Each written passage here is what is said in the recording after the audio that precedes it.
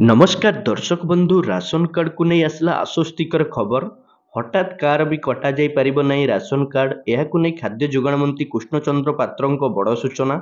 मंत्री कहिसेंति जे राज्य रे हठात काहार भी राशन कार्ड कटा जिवो नाही। अनेक लोक ए पर्यंत ई केवाईसी करि नांती।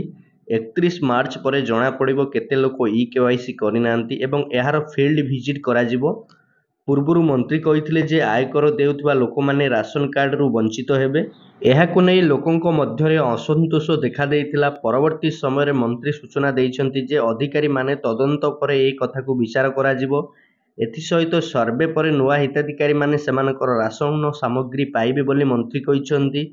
पूर्वरु 6,35,000 पोर्टाल जरिया आवेदन करिसन्ति एवं सेमानकर सर्वे चलिथिबा बेले एप्रिल 15 सुधा एही सर्वे कार्य सरिबो बोली सूचना मिलिछि।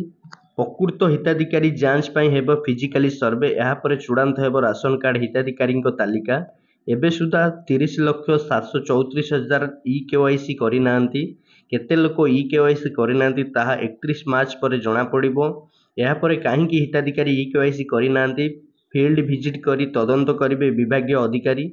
तेबे हठात काहार राशन कार्ड कटा जीवनी बोली मंत्री सूचना दे सारिचंती।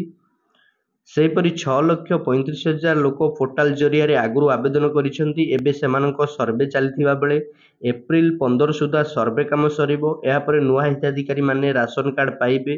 सेहीपरि नुआ पोर्टाल रे एबे सुधा 50,000 नुआ राशन कार्ड पाई आवेदन करिसेंति।